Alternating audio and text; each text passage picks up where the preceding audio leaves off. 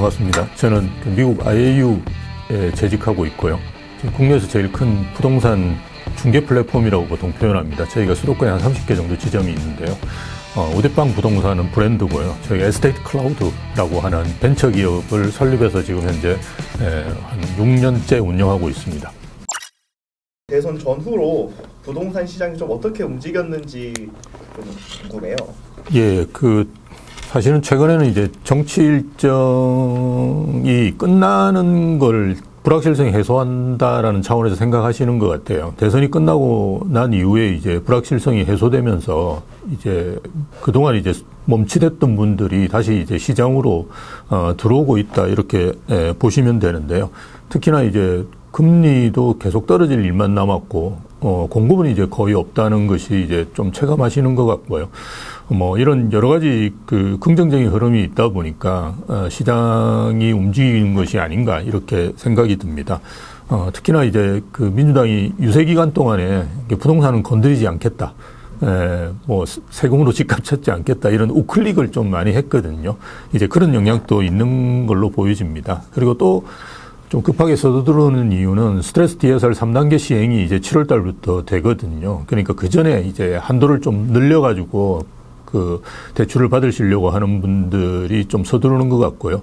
또 최근에 이제 부동산에 관심 있는 분들은 잘 아시겠지만 찌라시 형태로 이제 규제가 돌아다니고 있습니다. 그걸 보면 이제 투기구 알지구라든지 조정 대상 지역이 어디가 될 거다 이런 것이 되다 보니까 이제 집을 또 가지신 분들 입장에서는 취득세 중과로 넘어가게 되거든요. 그래서 좀 미리 선점해서 매입해야 되겠다 이런 생각들도 가지시는 것 같아요. 그러다 보니까 강남구를 중심으로 해서 지금 현재는 매물이 있긴 한데요. 그 매물이 사실은 실질적으로는 허위 매물 비슷한 형태입니다. 왜냐하면 계좌가 안 나오는 상황이고요. 그래서 저희들도 거래하기 되게 어려운 지금 상황입니다. 그러다가 이제 매물을 올려가지고 다시 내놓고 그리고 또 매수자가 붙으면 또 계좌를 안 내놓고 이런 현상들이 강남 상구는 지금 공통적으로 일어나고 있다고 보시면 되고요. 그리고 마포하고 성동 이런 데들은 이제 거래는 되는데 대부분이 이제 신고가라고 생각하시면 됩니다. 강남 신고가는 저희가 이야기할 필요가 없고요. 그래서 주거선호지역 우리가 소위에서 국평이라 그러죠. 전용 8사 기준으로 20억이 넘는 지역들을 서울에는 한 10개구 정도 됩니다. 그 지역들은 대부분 신고가가 나오고 있다. 그리고 외곽 지역들도 최근에 이제 움직이고 있다.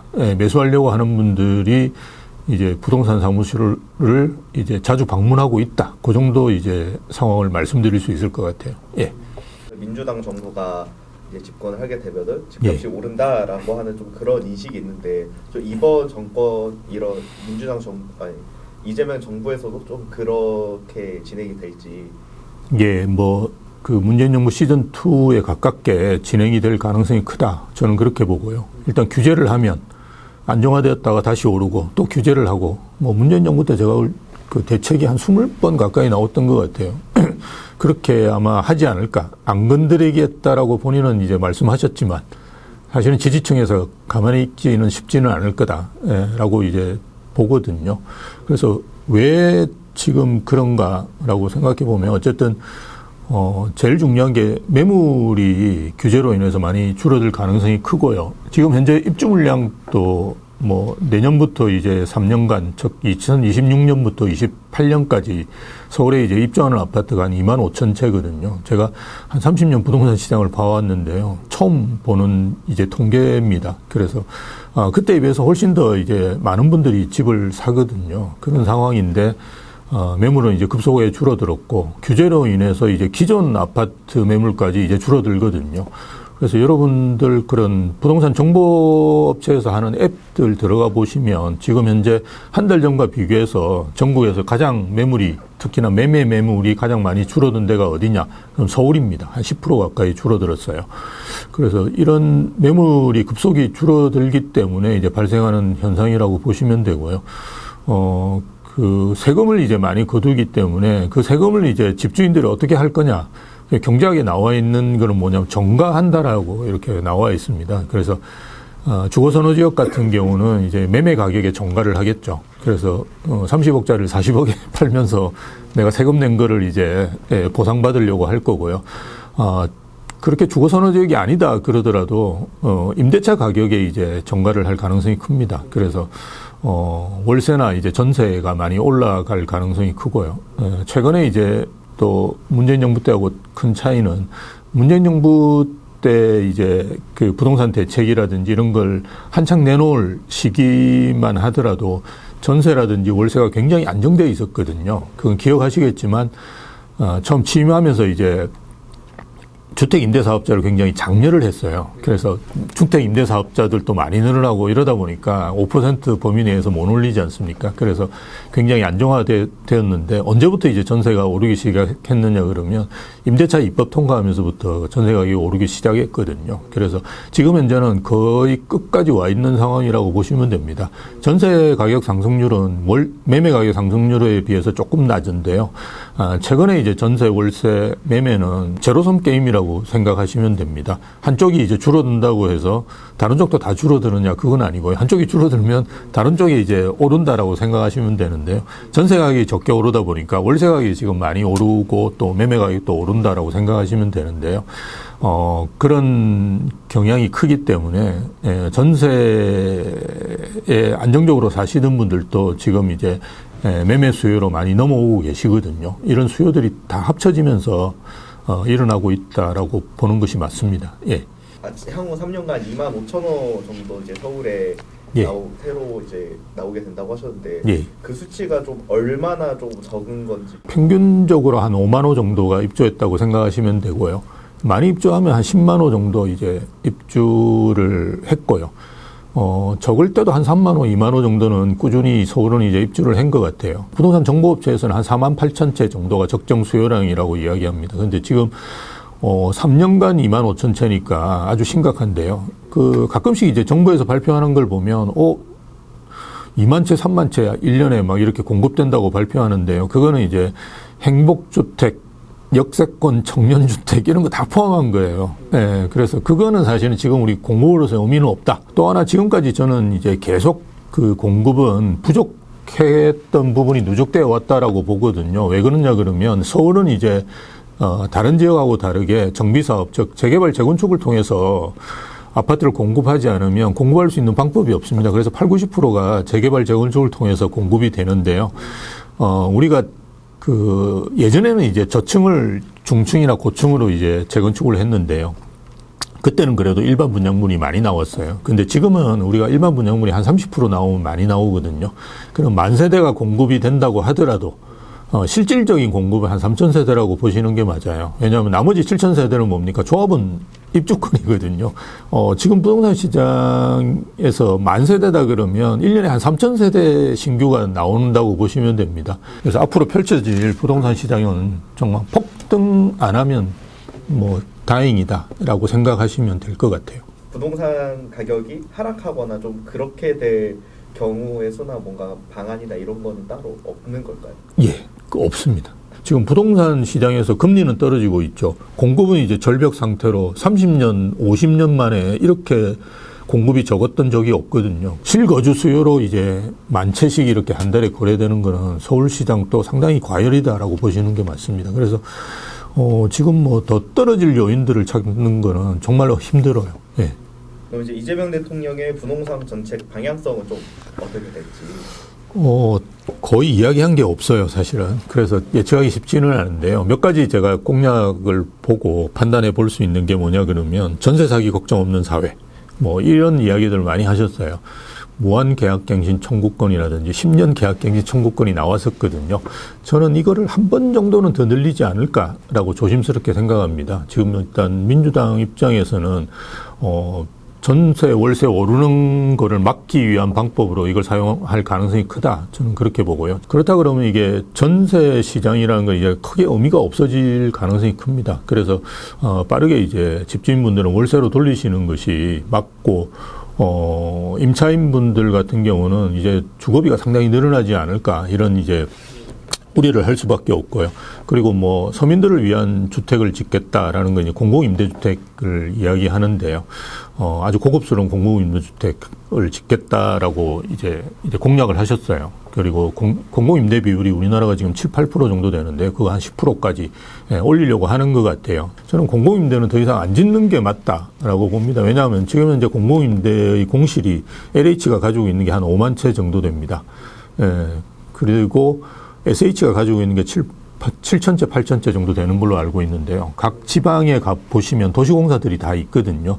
여기서 뭐 몇천 채씩 가지고 있는 거 다 친다 그러면 제가 볼 때 한 10만 채 정도 추정할 수 있습니다. 근데 지금 현재 우리가 민간의 미분양 주택이 통계상으로 보면 6만 8천 채 정도 되거든요. 이 6만 8천 채 때문에 지금 뭐 금융시장이 무너진다든지 이렇게 폭락을 이야기하는 분들이 이야기하는 상황입니다. 그래서 되게 심각하게 이야기를 하는데 공공에서 10만 채 정도의 공실을 가지고 있다는 것도 상당히 심각한 문제거든요. 그래서 이 공실을 먼저 해소한 다음에 임대주택을 추가적으로 짓는 것이 저는 맞다. 또 하나 이제 지방을 좀 생각하시는 분들이 최근에 많거든요. 서울이 너무 많이 오르고 뭐 투자할 자금 자체가 이제 부족하다 보니까 그래서 5극 3특이라고 하는 지방 뭐 활성화 대책을 발표했는데요. 그런데 이 지역이 사실은 발전하기 위해서는 그 서울과 같은 GTX를 지역 내에 까는 것이 중요하거든요. 서울과 이렇게 자꾸 연결시키는 거는 빨대 효과로 해서 오히려 부정적인 영향이 나올 수 있습니다. 그래서 그 지역 내에서 이제 뭐 1시간 이내에 움직일 수 있도록 만들어주는 광역 급행철도를 권역별로 이제 깐다는 의미가 있는데요. 그렇다 그러면 아마 그 극이라고 이야기하는 메가시티들이 지금보다도 훨씬 더 좋아질 가능성이 크다. 그래서 이게 투자하시더라도 그런 좀 메가시티 중심으로 해서 지방으로 가시는 것이 맞는 것이 아닌가라는 생각이고요. 또 이제 정확하게 부동산 대책이나 부동산 공약은 아닌데요. 철도 지하화에 대한 이야기도 꽤 했었어요. 제가 특정 동네를 말씀드리기가 죄송하긴 한데 예를 든다 그러면 이천동이 좀 항아리 상권 비슷하게 들어가면 잘 나오기도 쉽지 않고 이런 쪽입니다. 그래서 그게 이제 철도로서 좀 단절된 느낌이 있거든요. 그런 지역들이 이제 덮이면 이제 덮기만 하는 게 아니라 공원으로 만드는 거기 때문에 그죠?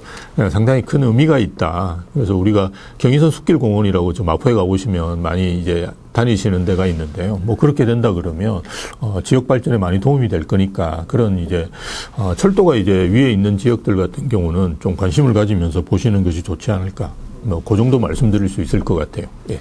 진짜 이 부동산 이 시장을 좀 잠재우기 위해서 이런 대책이 나올 수도 있지 않을까? 혹시 예상 가능한 게 있다면 어떻게 있을까요?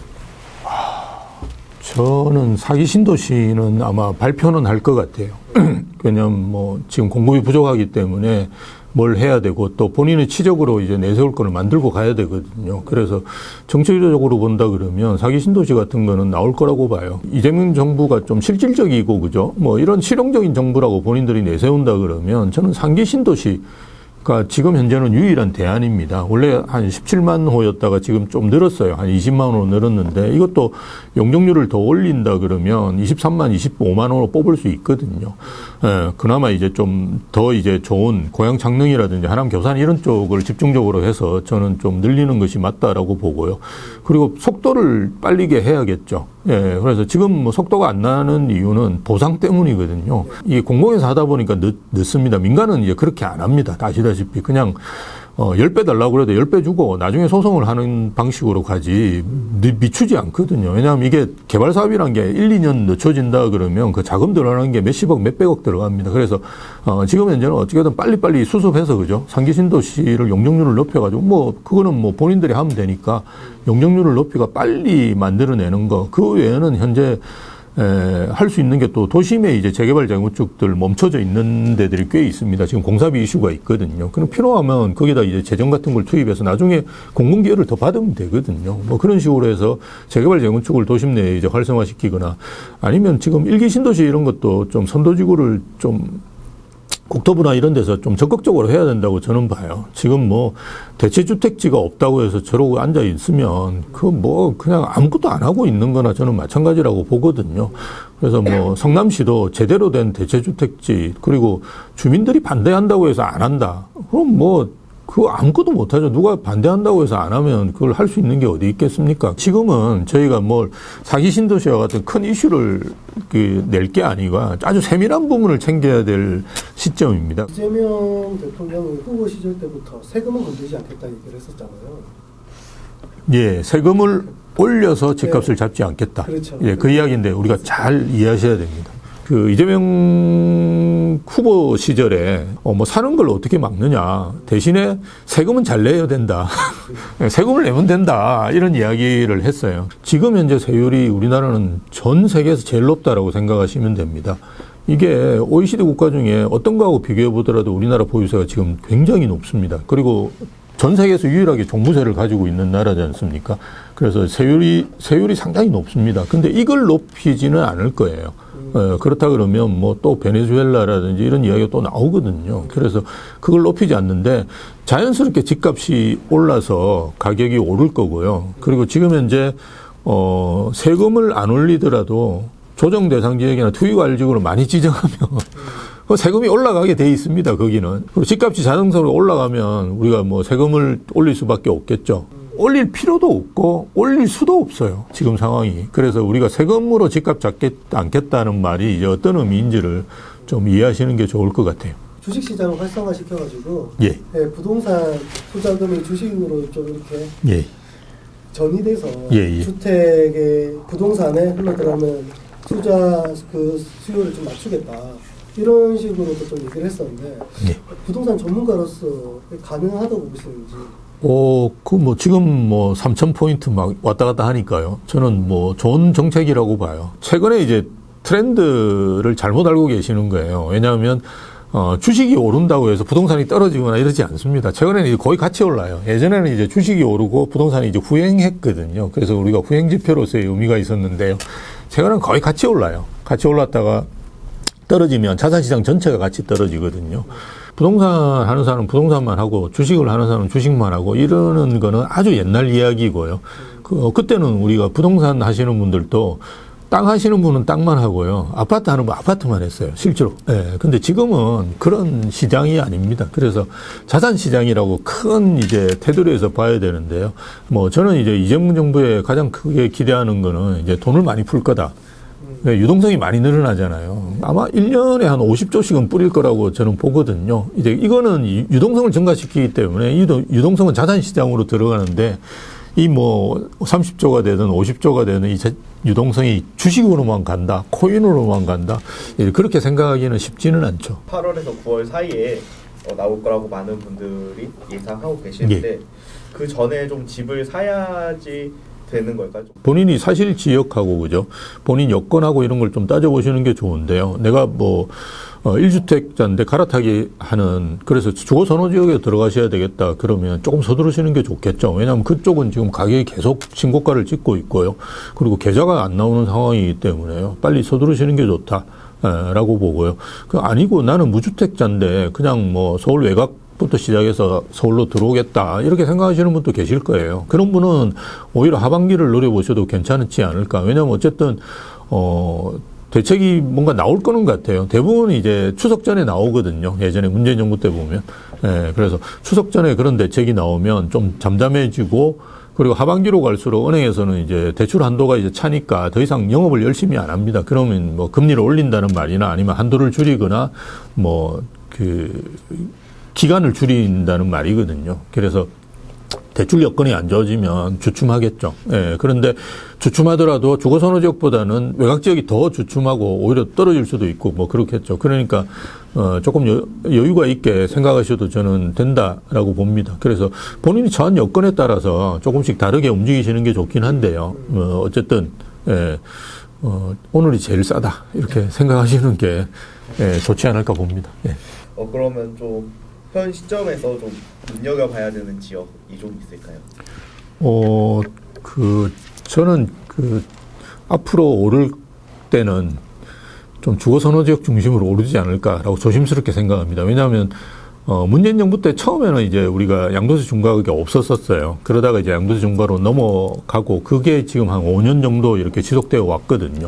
양도세 중과를 매기고 이게 아까 말씀드렸듯이 82.5%를 떼가면 이게 사람들이 한 채로 자꾸 이렇게 몰 수밖에 없습니다. 그래서 지금까지도 한 채로 계속 몰아가고 있고요. 그렇다 그러면 돈이 많은 분도 이제 한 채를 살 수밖에 없거든요. 그러면 그런 지역들이 많이 오를 거다라고 봅니다. 지금은 이제 신축과 대단지 중심으로 많이 올랐습니다. 그래서 그걸 추격 매수하는 것보다는 그 다음에 오를 지역들이 보면 있어요. 그래서 여러분 부동산 정보 앱 같은 걸 해서 단지 비교해 보시면 이렇게 가다 벌어졌다가 또 좁혀지고 이런 걸 볼 수 있거든요. 그래서 따라갑니다. 물론 이제 가격을 넘어서지는 못하죠. 그런 아파트가 뭐 신축도 아니고 대단지도 아닌데 신축 대단지를 넘어서지는 않은데요.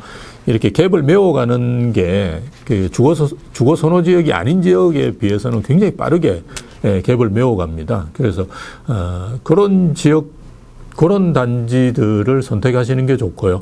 그리고 최근에 이제 많이 오르는 데들이 보면 성동, 마포, 뭐 광진 이런 쪽이 꽤 오르는데요. 한강 라인도 있지만 이렇게 신축으로 입주하는 의미 있는 단지들이 있는 데들이거든요. 그래서 성동구 같은 경우는 이제 서울숲 아이파크 리버포레라고 지주택 해가지고 입주하는 아파트가 있습니다. 이게 입주하면서 그냥 1억을 평당 찍어버렸어요. 그러니까 주변에 있는 아파트들, 구축들도 지금 원래 20억 안 하다가 다 20억이 넘어서고 있거든요. 그래서 그런 지역들을 좀 중심으로 주변 지역을 보시는 것이 저는 좋다라고 봅니다.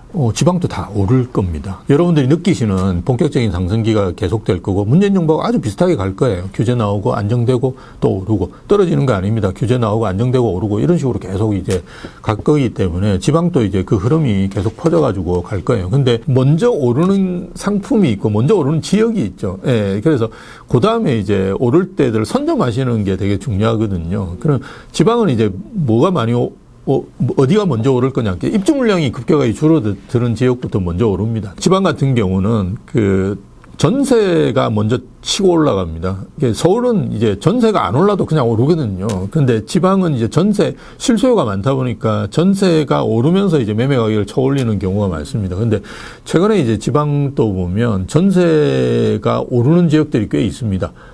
서울만큼은 아닌데요. 전세가 상승세로 전환, 매매는 대부분 이제 하락을 하고 있는데요. 전세가 상승세로 전환된 지역이 제가 알고 있기로 울산하고 부산입니다. 그래서 이런 지역들은 좀 유심히 보시면 좋지 않을까 생각하고요. 경기도는 라인을 중심으로 해서 보시는 게 좋다. 제가 의미 있게 보는 라인이 두 개입니다. 신분당선 라인. 그거는 이제 우리가 반도체 라인하고 비슷한데요. 그거하고 그다음에 GTX 라인. 여기도 이제 반도체하고도 연결이 됩니다. 동탄까지 이렇게 되잖아요. 그래서 교통 호재가 있는데 그래서 그 라인 바깥으로 많이 벗어나면 안 됩니다. 우리가 동탄역 그죠? GTX 뚫렸을 때 어디가 많이 올랐냐 그러면 딱 붙어있는 롯데캐슬만 디립다 올랐고요. 나머지 시범단지가 있습니다. 동탄역도. 그 지역은 거의 안 올랐어요. 그래서 우리가 역 주변을 보시는 게 좋고요. 어쨌든 교통 호재가 있는 지역들은 저는 뭐 저 위에 파주 같은 경우도 나쁘지 않다고 봅니다. 근데 이게 역 주변을 보셔야 되고요. 그리고 지방은 제가 점이라고 이제 표현을 하는데요. 우리가 보면 대구도 보면 수성구 이야기하잖아요. 근데 범어사동, 만촌삼동이 핵심이에요. 수성이. 그렇게 동별로 이렇게 들어가시는 게 이제는 의미 있을 거다. 이재명 정부 시대가 이제 앞으로 계속 진행이 될 건데 이상적인 좀 부동산 투자 방식이 있을까요? 예, 제가 몇 가지 정리해 왔는데요. 일단 빨리 사시는 게 좋다라는 말씀을 계속 드릴 수밖에 없고요. 예산 범위 내에서 가장 좋은 아파트를 사시는 게 좋다. 그렇다고 해서 막 그 친구들한테 빌려가지고 막 이렇게 하시면 안 되고 은행에 가가지고 빌려주는 만큼 하시면 됩니다. 그것도 영끌이라고 막 이렇게 이야기하시는 분이 계신데 은행은 절대 영끌로 안 빌려줍니다. 여러분 갚을 수 있는 수준에서 빌려주지 은행이 영끌로 빌려줬다 큰일 나죠. 그래서 똘똘한 한 채가 계속될 가능성이 크거든요. 아마 이재명 정부에서 양도세 중과를 그 배제를 계속 시킬 거냐? 저는 그렇게 보지 않습니다. 이 양도세 중과가 배제된 시기가 내년 5월 9일까지입니다. 그때 아마 양도세 중과로 갈 거예요. 그러면 뭐 당연히 똘똘한 한 채로 또 갈 수밖에 없는 상황입니다. 그리고 최근에 이제 입주장이 작년 말부터 시작됐는데요. 올해 말까지 이제 진행이 됩니다. 이 입주장은 정말 이제 박앤세일이라고 생각하시고 들어가서 무조건 사셔야 됩니다. 그리고 우리가 연초에 사시는 게 좀 좋습니다. 앞으로는. 이게 한 2, 3년 계속되고 있는데요. 연말로 가면 한도가 차기 때문에 은행에서 잘 안 빌려주고 뭐 대출 연한을 줄인다든지 뭐 40년 줄 걸 30년을 한다든지 이렇게 하거든요. 그러면 여러분이 갚으셔야 될 금액이 늘어나기 때문에 별로 좋지가 않습니다. 그래서 연초에 사시는 게 좋다. 그리고 저한테도 많이 물어보시는데 20평대가 좋아요, 30평대가 좋아요. 이건 엄마가 좋으냐, 아빠가 좋으냐 묻는 거랑 똑같아요. 어느 지역을 살 거냐라고 보시고 그 다음에 본인한테 맞는 금액대를 그냥 고르시면 돼요. 근데 정 내가 살 게 없다 그러면 초소형 아파트도 있거든요. 그거 뭐냐 그러면 방 하나 있는 요런 아파트도 괜찮습니다. 대신에 대단지에 있어야 되고요. 좀 신축, 준신축은 되는 이런 거 무조건 사시면 됩니다.